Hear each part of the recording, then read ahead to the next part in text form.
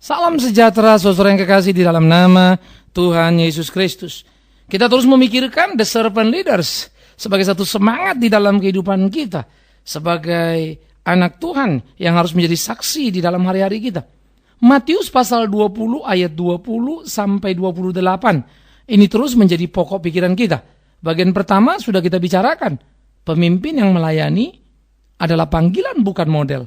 Maka sekarang bagian yang kedua akan kita pikirkan. Servant leaders adalah pemimpin yang berbasis kepada pertobatan. Menarik saudara yang kekasih. Di dalam Matius pasal 20 ayat 20 sampai 28, di ayat 20 di 26 dikatakan begini. Tidaklah demikian di antara kamu. Barang siapa ingin menjadi besar di antara kamu, hendaklah ia menjadi pelayanmu. Dan barang siapa ingin menjadi terkemuka di antara kamu, hendaklah ia menjadi hambamu. Sama seperti anak manusia datang bukan untuk dilayani, melainkan untuk melayani dan untuk memberikan nyawanya menjadi tebusan bagi orang banyak. Maka seharusnya pemimpin di dalam apa yang diajarkan Alkitab harus pemimpin yang berbasiskan kepada pertobatan.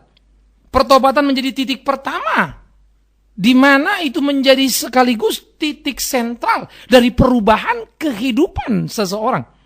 Pemimpin yang bertobat, maka pemimpin akan berubah dari self-oriented menjadi God-oriented. Nah ini perlu. Oleh karena itulah saudaraku yang kekasih, pertemuan dengan Tuhan sebagai wujud daripada pertobatan. Pertobatan sebagai wujud nyata dari pertemuan dengan Tuhan. Ini kita mesti bolak-balik artinya. Itu seia sekata. Jadi tidak bisa dikatakan saya sudah bertobat, tapi tidak terlihat nilainya. Jadi antara apa yang dikatakan mesti lihat dalam kenyataan. Dan apa yang dilihat di dalam kenyataan itu harus bersifat tetap, bukan sementara. Makanya disebut bukan sekedar model. Maka pemimpin yang berbasiskan pertobatan tadi sudah mempunyai arah yang berbeda. Self-oriented kepada God-oriented. Maka waktu dia menjadi pemimpin yang God-oriented, menarik saudara. Menariknya apa? Kalau dia sudah God-oriented, maka dia akan selalu bertanya apa yang Tuhan mau saya lakukan. Bukan lagi apa yang saya mau lakukan. Enggak sekedar itu saudara. Karena dia sudah God-oriented. Seperti dikatakan anak manusia datang untuk melayani, bukan untuk dilayani. Self-oriented, ya jujur sajalah ya. Kita semua mau dilayani. Ya kan? Tapi kalau God-oriented, kita yang turun melayani. Nah karena itu ya dengan mudah kita akan melihat mereka-mereka yang memulai dari bawah sebagai pemimpin. Baik itu dalam kancah politik maupun rohani di keagamaan begitu. Waktu masih nggak ada apa-apanya mah, ya dalam tanda petik rendah hati, gitu ya. Sudah makin jadi ya tinggi hati. Berapa banyak pemimpin yang jaim? Berapa banyak pemimpin yang merasa perlu untuk pakai bodyguard, merasa perlu untuk tampil angker? Berapa banyak pemimpin-pemimpin yang membuat dirinya menjadi sangat bernilai dengan cara-cara yang ditampilkan seperti bodyguard tadi, semua mesti dibersihkan baru dia masuk. Saya berbicara berbeda dengan protokoler. Kalau di dalam republik ketika presiden itu kan bukan lagi sekedar presiden pada dirinya. Tetapi dia sudah menjadi representasi dari republik. Sehingga ada protokoler harus dijalani. Tetapi ketika orang kemudian dengan uangnya melakukan semuanya. Sehingga dia pakai 5, 6, 7 bodyguard begitu. Lalu ada orang pergi dulu untuk monitor sudah seperti apa sebelum dia kemudian datang. Mau jadi apa? Apalagi kalau itu pemimpin agama. Di waktu lampau itu ada satu orang diwawancarai. Dia disebut sebagai orang yang hebat, yang melayani. Lalu dibandingkan dengan seorang dari agama lain yang disebutnya sebagai agama yang tidak selamat. Maka pertanyaannya menarik. Kau sebut orang ini agama yang tidak selamat kan? Oke. Apa yang kau lakukan? Wow. Itu menarik saudara. Pertama dikatakan begini. Lihat dia. You naik apa kalau naik pesawat? Wah. Minimum business class. Kalau ada first, dia naik first class. Lalu ditunjukkan orang ini. Yang bukan Kristen. Kepada si hamba Tuhan ini. Lihat orang ini. Dia selalu pakai ekonomi kelas. Tetapi kemudian pemimpin agama Kristen ini berkata, oh iya, saya memang harus naik first class karena memang waktu saya sangat rapat. Sehingga saya harus cepat-cepat. Tapi dia lupa ketika pesawat mendarat. Bukan first class yang dulu mendarat, bukan? Ya semua badan pesawat mendarat. Paling dia hanya berbeda 5-10 menit. Itu saja. Dia keluar duluan, tapi yang lain bukannya tidak keluar, ya keluar juga toh. Bagasinya mungkin sedikit lebih cepat, yang lain juga keluar. Selisih berapa waktu? 5-10 menit. Apa begitu padat, begitu gilanya? Sampai tiap kali tidak bisa mengatur waktunya. Supaya tiba dan acara cukup waktu. Sehingga selisih 10 menit tadi bisa diatur, bukan? Tanpa harus duduk di first class. Yang menghabiskan uang sangat banyak. Padahal katanya dia pelayan Tuhan. Yang mau melayani Tuhan. Ironis. Dia sangat self-oriented. Sekalipun God yang dipakai alasannya. Ini kan berkat Tuhan. Tapi sebetulnya terjadi pembebanan yang luar biasa pada orang yang mengundang. Ironis, yang mengundang pun merasa itu layak. Dan dilakukan. Padahal ini semua bicara dalam konteks pelayanan. Tak jelas lagi apa itu pelayan, bukan? Nah, jadi saudara bisa ngelihat nih, betapa amat sangat menyedihkannya. Ini fakta kita. Nah, kemudian dipaparkan lagi. Si pemimpin agama ini jalan, waduh, minimum 5 bodyguard sampai 6 bodyguard. Nah, ditunjukkan pemimpin agama yang bukan Kristen yang katanya tak selamat ini. Lihat, cuma 1 asistennya. Itu pun tua dan betul-betul asisten. Artinya membantu dia untuk mengatur segala administrasinya. Bukan dalam pengertian bodyguard. Si pemimpin agama Kristen berkata. Dan masih berdalih. Oh ya, saya pakai ini. Pakai bodyguard, bukan apa-apa. Karena kemudian si pewawancara berkata, Anda kelihatannya takut. Oh bukan. Ini karena kalau saya tiba, jemaat semua mau salaman dengan saya. Sehingga saya sulit jalan. Nah, mereka ini yang membuka jalan. Jadi ini bukan soal saya takut. No, katanya. Ironis, saudara. Tuhan Yesus yang selalu dikerubungin orang. Kemanapun dia pergi. Ketika anak-anak mau datang pada dia, murid-muridnya berlaku seperti bodyguard. Menghalangi dan berkata, jangan ganggu guru. Malah dimarahin. Stop, biarkan anak-anak itu datang padaku. Terbalik, bukan? Tidak jelas pemimpin agama yang sebenarnya, pendeta ini atau Yesus. Silakan Anda pikirkan sendiri. Tapi itulah kenyataan yang dengan mata telanjang bisa kita lihat. Sehingga orang masih bisa menjadi pemimpin tapi self-oriented. Padahal mestinya dia belajar menjadi God-oriented. Nah, inilah pemimpin yang berbasiskan kepada pertobatan. Sehingga pemimpin sebetulnya kalau orang mau naik memimpin, yang berbasiskan kepada pertobatan itu adalah bagaimana dia mau naik untuk bisa menolong orang baik. Bukan mau naik supaya dia duduk lebih tinggi. Bukan. Kecelakaan dalam dunia kepemimpinan adalah orang mau naik menjadi pemimpin supaya dia menikmati fasilitas sebagai pemimpin. Ini yang bikin rusak. Maka kalau sudah duduk di sana ya korupsilah. Habiskanlah semua fasilitas itu. Kan begitu. Padahal mestinya pemimpin yang berbasiskan kepada pertobatan. Dia mau naik ke atas. Menjadi pemimpin dalam rangka. Untuk menolong sebanyak-banyaknya orang. Yang memerlukan kursi itu. Untuk mengumpulkan orang. Dia memerlukan kursi. Mengarahkan orang. Dia memerlukan kursi. Mengatur dan memimpin orang. Bukan fasilitas. Saudara-saudaraku yang kekasih. Sebagai orang percaya kita mesti belajar dalam realitas hidup kita. Sehingga self-oriented tadi berubah menjadi God-oriented. Maka perubahan yang radikal itu harus tampak dalam semangat kepemimpinan. Itulah. Makanya dia bukan sekedar model, bukan sekedar kedewasaan. Kalau itu mah gampang. 1-2 hari belajar juga bisa. Latih disiplin diri bisa. Gampang itu.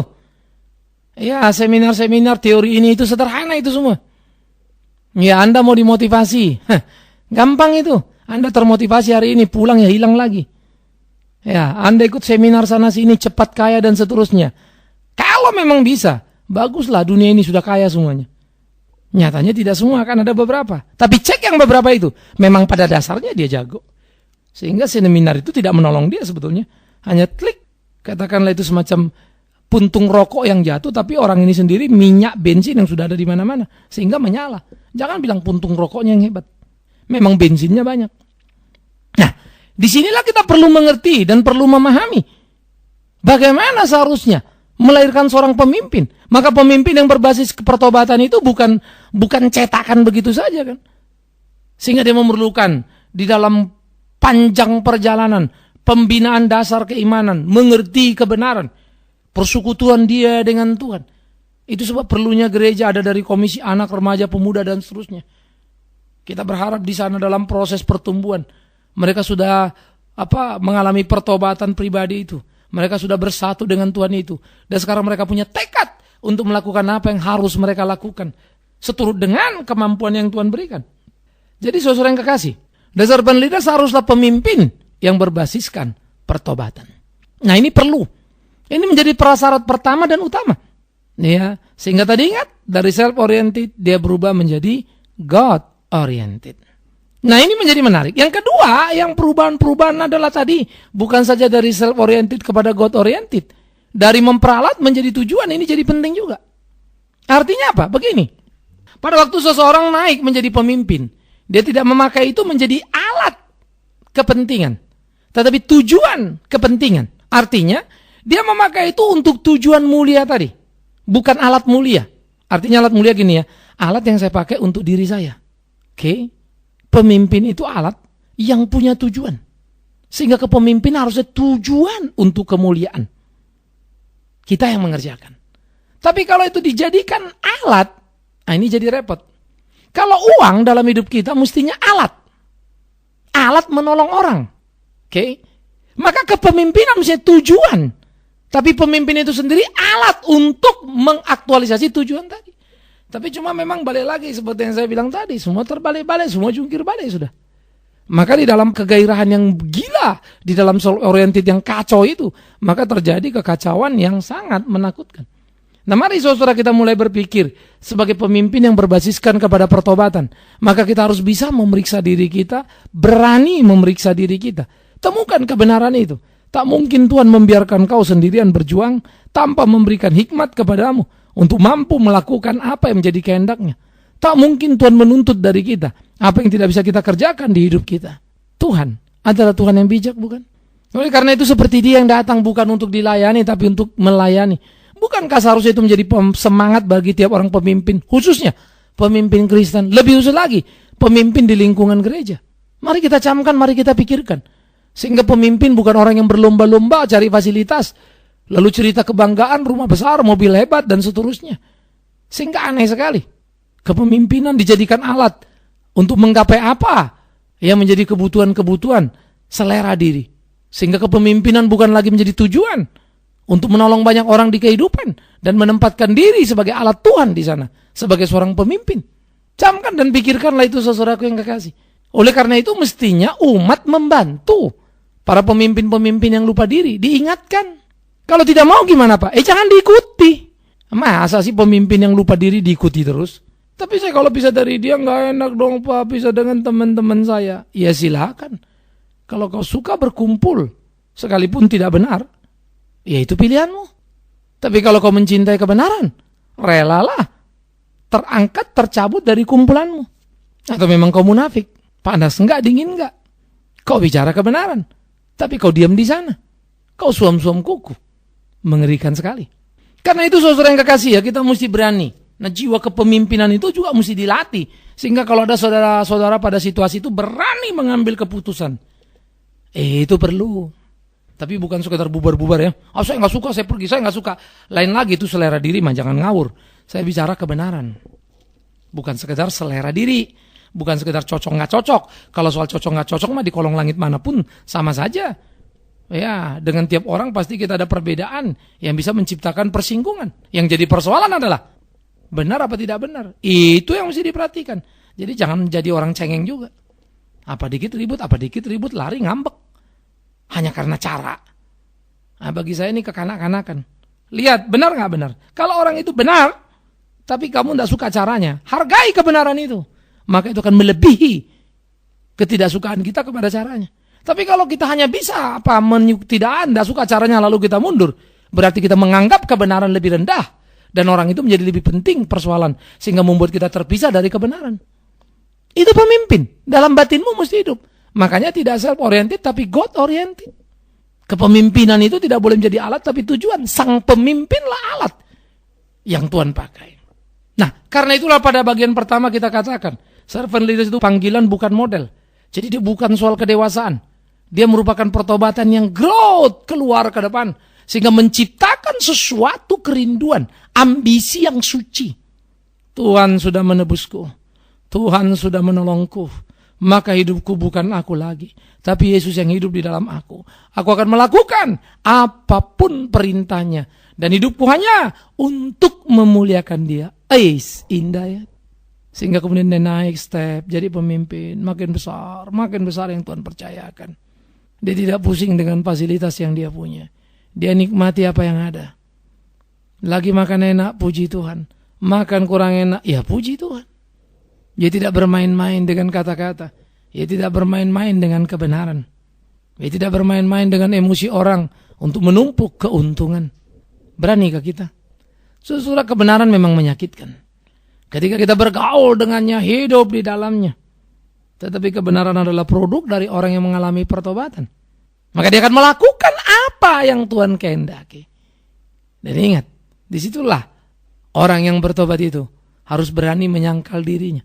Self-oriented, bukan. God-oriented, yes. Disangkalnya dirinya tidak menjadi penting dan pertama-utama. Tapi Tuhannya. Indah ya saudara-saudara. Coba mulai pikirkan kalau saja. Pemimpin di gereja sajalah, jangan dulu di republik ini kan. Yang seperti itu alangkah indahnya. Tapi apa mau dikata? Pemimpin di gereja pun tidak sedikit yang payah. Jadi apa harapan kita? Apa hak kita untuk berharap Indonesia ini punya pemimpin yang bagus-bagus? Iya toh. Karena katanya kan kita garam dan terang. Tapi Yesus bilang kalau terangmu tidak terang, betapa gelapnya kamu. Waduh mah. Ngeri sekali. Ayo jujur saudara, kita terus belajar kebenaran. Tidak mengenakan, tetapi kita harus berani di sana, ada di sana. Kita harus melakoninya. Sehingga itu sungguh-sungguh menjadi satu pertandingan yang harus kita selesaikan. Jangan lari. Jangan takut. Jadi pemimpin yang berbasiskan pertobatan adalah pemimpin yang akan amat sangat menyenangkan. Karena God-oriented mewarnai tiap tindakan. Itu menjadi kegairahan yang luar biasa. Sehingga pemimpin ini akan selalu memikirkan orang yang dipimpinnya. Apa yang dibutuhkan oleh orang yang dipimpinnya. Maka itulah yang diperjuangkannya untuk didapatnya. Supaya orang yang dipimpinnya itu tertolong. Hidup dalam ketenangan, hidup dalam kemakmuran, hidup dalam kebersamaan yang luar biasa. Saya kagum kalau melihat Pancasila. Dalam semangat keanekaragaman anak bangsa. Dalam suku, ras, agama, begitu ya. Wow, kebersamaan kita indah sekali. Tapi sayang, kita tak punya lagi pemimpin yang mampu menjaga itu. Yang ada pemimpin yang mencabik-cabik. Divide et impera, menimbulkan kekisruan, permusuhan di sana sini supaya dia mampu bertahan dalam posisi. Ini pemimpin payah. Pemimpin yang sangat cinta diri, yang hanya self-oriented. Mari kita belajar. Kalau sekarang ini kita juga akan selalu melihat pemimpin semua ngomong, kita mesti memikirkan kepentingan bangsa, tapi kelakuannya tidak begitu. Kita harus memikirkan kepentingan bangsa, tapi kepentingan mereka lah yang mereka pikirkan. Saling menyalahkan, saling menista. Tadi bisa kita lihat, siapa yang mau kita contoh? Hari-hari kita melihat kepincangan, kegalauan yang makin gak karu-karuan. Kita melihat penanganan korupsi yang geli-geli lucu. Banyak yang ditangkap, tapi lebih banyak yang lolos. Kakap-kakap tak tersentuh, teri semua yang masuk. Indonesia, inilah realita kita. Kemudian kita akan melihat lagi bagaimana kelanjutan dari penegakan hukum yang menyedihkan itu. Semua bicara cinta hukum, tapi apa yang terjadi? Kita melihat bagaimana morat-marit, corat-moret kita ini. Sehingga banyak sekali aspek yang harus kita kritisi. Pemilu ini sudah menyisakan PR yang berat sekali. Urusan sederhana aja gak pernah beres-beres. Padahal di Republik ini semua penduduk ber-KTP misalnya. Kenapa sih itu jadi persoalan berat? Kenapa sih? Mestinya kan gak ada masalah dong. Tapi itu kenyataan, jadi masalah. Belum lagi yang kehilangan pekerjaan dan lain-lain. Tapi negara ini gak tahu lah. Pemilu saja kita udah ngabisin berapa duit. Urusan ini, urusan itu lagi. Menyedihkan. Semua layak untuk dikritik. Semua layak untuk disikapi. Tapi ironis. Sulit mencari pemimpin yang berkata, kita ada di tempat salah. Dan ini tanggung jawab saya. Aduh, kapan ya kita dapat seperti itu? Tapi jangankan di politik. Di panggung republik. Di kehidupan sehari-hari pun susah. Di gereja pun susah. Karena itulah perlunya perjuangan yang sangat serius, saudara yang kekasih, sehingga kita melahirkan pemimpin-pemimpin yang berbasiskan pada pertobatan. Kiranya ini menjadi panggilan kita, kerinduan kita. Dan saudara-saudara, saya pikir kita semua, Anda dimanapun Anda berada, perlu memeriksa diri. Kalau memang Tuhan memberikan kepada saudara kemampuan, maka keluarlah dari persembunyian. Jangan hanya mau hidup untuk diri sendiri, menyenangkan diri sendiri. Mulailah memberikan kontribusi yang utuh, kontribusi yang nyata dalam kehidupan kebersamaan di muka bumi ini. Supaya semua kita sungguh-sungguh mampu melakoni apa yang menjadi kehendak Tuhan kita. Sehingga hidup kita menjadi pemimpin yang berbasiskan pertobatan minimal untuk diri, keluarga kita di mana kita tinggal, gereja di mana kita beraktivitas, masyarakat di mana kita ada, dan seterusnya. Syukur kalau Tuhan berikan kepercayaan lebih besar, ya kita lakoni. Nah, oleh karena itu, saudaraku yang kekasih, servant leaders, ingat, pemimpin yang melayani itu adalah pemimpin yang berbasiskan pertobatan. Tanpa itu, omong kosong. Ini bukan sekedar kemampuan dan keunggulan, tetapi pertobatan yang menjadi dasar, menjadi basis yang kuat di dalam dirinya. Semoga orang itu adalah Anda, dan Anda menemukan diri. Ya, seharusnya aku juga turun serta. Selamat menemukan diri.